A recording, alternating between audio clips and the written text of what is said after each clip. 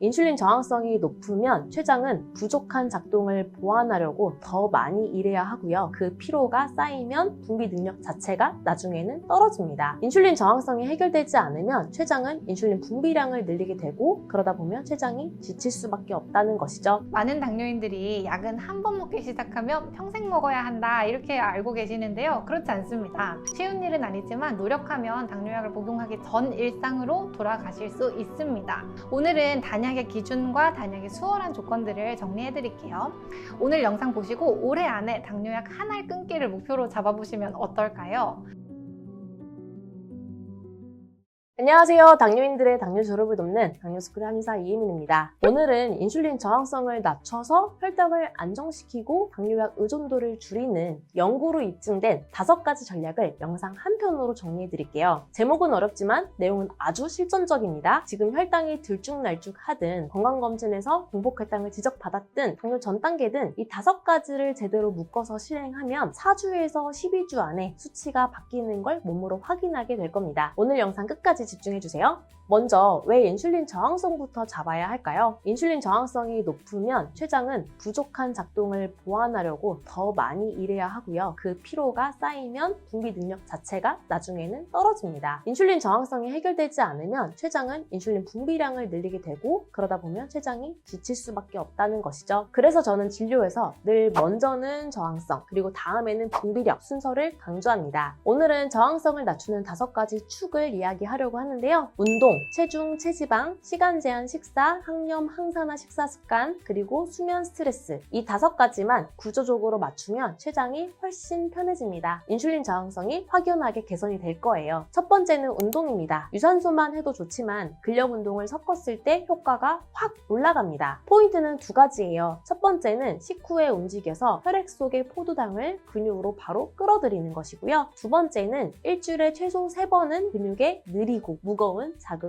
주는 것입니다. 느리게 내려가고 느리게 올라오는 5초 스쿼트 6번에서 8번 정도만 해도 근육 세포막에 포도당 통로가 열려서 인슐린 없이도 포도당을 빨아들입니다. 또 다른 운동들 소개해 드릴게요. 집에서도 충분히 할 수 있는 근력 운동들인데요. 의자나 벽을 활용해서 펄굽혀펴기 10개를 한다든지 발 뒤꿈치를 올렸다 4초 버티며 내리기 10회와 같은 근력 운동을 각각 2세트나 3세트 돌리면 15분에서 20분 정도면 충분합니다. 무릎이 약하시면 의자에서 천천히 일어나기 또는 벽 스쿼트로 바꾸시면 됩니다. 걷기는 언제든지 좋은데요. 특히 식후에는 10분만 걸어도 식후혈당이 내려갑니다. 실제 이러한 조합들로 운동을 하면 2주 안에 식후혈당 그래프가 부드러워집니다. 두 번째는 체중과 체지방, 특히 내장지방입니다. 몸무게가 조금만 줄어도 저항성은 훨씬 개선됩니다. 목표는 처음 8주에는 체중의 5% 감량, 그리고 가능하다면 10%까지. 중요한 건 근육을 지키면서 체지방은 줄이는 방식이어야 한다는 점입니다. 저는 이렇게 권합니다. 접시의 절반을 채소, 4분의 1을 단백질, 4분의 1을 복합탄수화물로 채우고 식사 시작은 채소, 다음으로는 단백질, 마지막에는 탄수화물을 드시는 건데요. 같은 메뉴를 먹어도 인슐린 분비량이 줄고 포만감이 빨리 옵니다. 밥은 반 공기에서 3분의 2공기 정도를 드시면 되는데요. 귤이나 현미와 같은 잡곡을 섞어서 천천히 드시면 됩니다. 간식은 그릭 요거트, 견과류 한 줌, 방울토마토 정도가 안전하고요. 이렇게만 바꿔도 허리둘레가 먼저 줄고 허리둘레가 줄면 인슐린 저항성이 줄었다는 뜻입니다. 세 번째는 시간 제한 식사입니다. 간헐적 단식이라는 이름이 낯설면 저녁 식사 당기기라고 생각하면 쉬워요. 저녁을 6시 또는 적어도 7시 전후로 끝내고 식사를 마친 후에 3-4시간 금식을 하고 그리고 7시간에서 8시간 정도 수면을 취한다면 총 12시간 간헐적 단식을 이룰 수 있습니다. 이 습관 하나로 다음날 공복혈당이 내려오는 분들이 정말 많습니다. 공복혈당이 10에서 20 정도는 내려올 거예요. 중요한 건 공복을 늘리되 낮에는 단백질과 채소를 충분히 라는 균형입니다. 공복만 늘리고 낮에 식사를 줄이면 반드시 폭식 반동이 옵니다. 식사 시간을 규칙적으로 지켜주시고요. 그리고 식사는 천천히 하셔야 되고요. 가급적이면 거꾸로 식사 순서를 지키시면 좋습니다. 네 번째는 항염, 항산화 식습관입니다. 인슐린 저항성은 지방, 간, 근육에 깔린 낮은 수준의 염증과 산화 스트레스가 큰 역할을 합니다. 그래서 매 끼니에 색이 진한 채소를 넣고 일주일에 두세 번 정도는 등푸른 생선을 드시는 게 좋아요. 올리브유, 견과류 같은 좋은 지방을 소량 넣으면 포만감과 혈당 안정에 모두 좋습니다. 여기에 한국인의 장에 맞는 발효식품을 한두 가지 곁들이면 장내미생물이 바뀌고 혈당 반응도 바뀝니다. 생활 속 한방 루틴으로는 아침에 연하게 달인 검은 콩차가 포만 신호를 도와 과식을 줄여주고요. 저녁에는 황기, 대추차를 드시면 좋은데요. 자율신경을 안정시켜 야간 혈당 변동성을 줄여줍니다. 기호에 따라서 농도를 조절해 주시면 되고요. 꾸준히 드시는 게 핵심입니다. 다섯 번째는 수면과 스트레스입니다. 낮에 아무리 잘해도 밤에 무너지면 공복 혈당이 높을 수밖에 없습니다. 규칙을 정해볼게요. 잠자기 전에는 3-4시간 물 외에는 금식 해주시고요. 잠자기 1시간 전에는 핸드폰이나 TV 화면을 끄시는 게 좋겠고요. 침실은 어둡고 서늘하게 해주시고 발은 따뜻하게 해주셔야 합니다. 누웠는데도 마음이 어지럽다면 4, 7, 8 호흡으로 5분만 호흡해보세요. 4초 동안 숨을 들이마시고 7초 동안 머물고 8초 동안 길게 내쉬는 패턴입니다.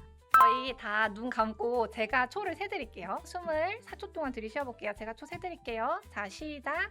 하나, 둘, 셋, 넷. 멈추시고 네, 천천히 내쉽니다.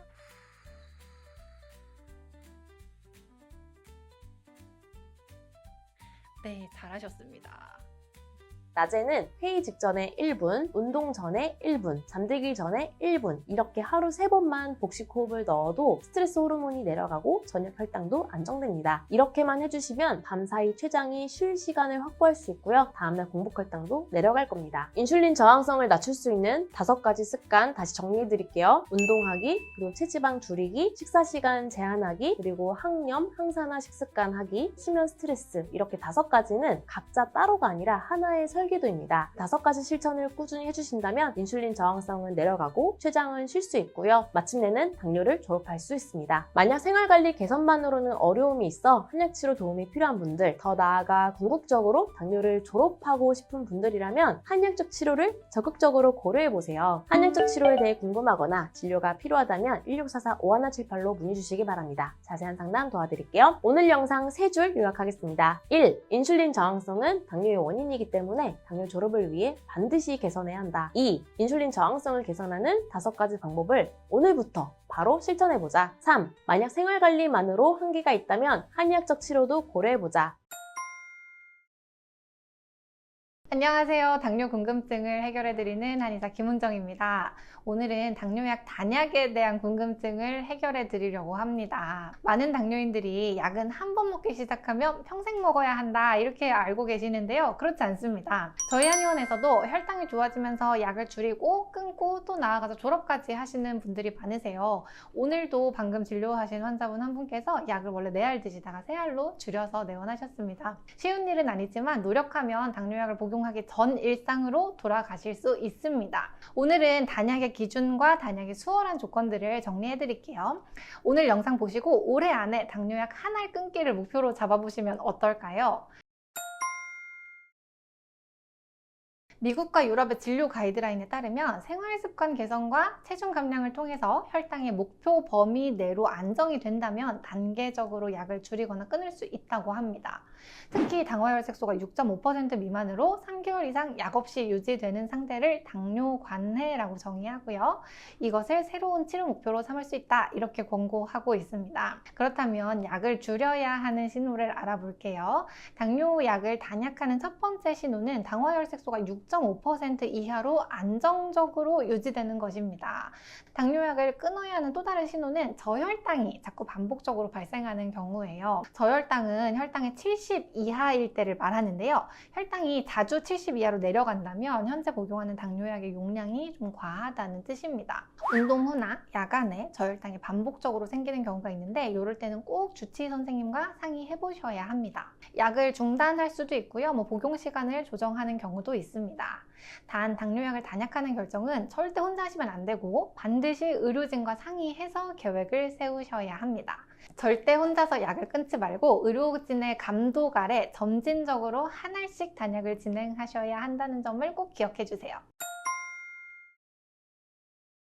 단약이 잘 되는 조건을 알아볼게요. 첫 번째로 체중 감량입니다. 단 체중 감량은 비만 당뇨인에게만 해당됩니다.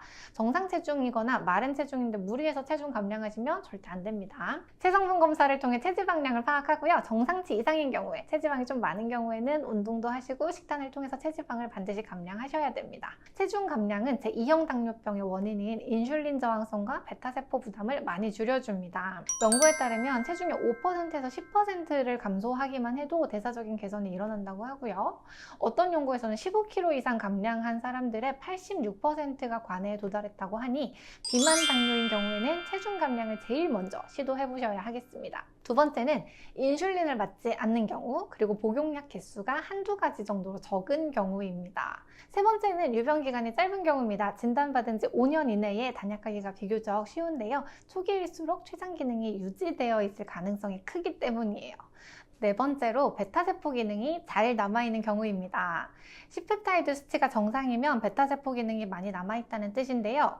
몸이 인슐린을 만들 힘이 남아있으면 단약하기가 조금 더 수월합니다. 단약에 유리한 조건에 해당되지 않아도 포기하지는 마세요. 조건이 맞지 않더라도 충분히 희망이 있습니다. 실제로 진료실에서도 약을 줄이기 어려운 조건에 해당하시는 분들이 생활관리 잘 하시고 혈당을 낮추고 췌장 기능을 재생하는 한약을 처방받아서 단약에 성공하시곤 합니다. 췌장 기능을 재생하는 한약을 복용하시면서 C펩타이드 수치, 즉 베타세포 기능이 회복되시는 경우가 많습니다. C펩타이드 수치가 상승하고 인슐린 저항성을 낮추면서 생활관리를 병행하면 당뇨 단약도 이루어내실 수 있습니다. 오늘의 영상 3줄 요약입니다.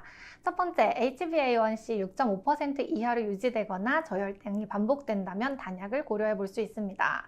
두 번째, 체중 감량을 잘한 경우, 약물을 적게 처방받은 경우, 유병기간이 짧은 경우, 베타세포 기능이 잘 유지된 경우에 단약을 더 쉽게 달성하는 경우가 많습니다. 세 번째, 단약은 언제나 주치의와 상담 후 의학적인 감독 아래에 천천히 진행해야 합니다. 마지막으로 당뇨 편지 신청 방법을 말씀드릴게요. 신청하시는 모든 분들에게 무료로 보내드리는 당뇨 편지에는 당뇨스쿨 의료진의 혈당관리 노하우가 담겨 있습니다. 1877-8125로 전화하시면 자동 신청되고요. 고정 댓글에 있는 링크를 눌러서 신청해 주셔도 됩니다. 오늘 영상이 도움되셨다면 좋아요와 구독 부탁드려요.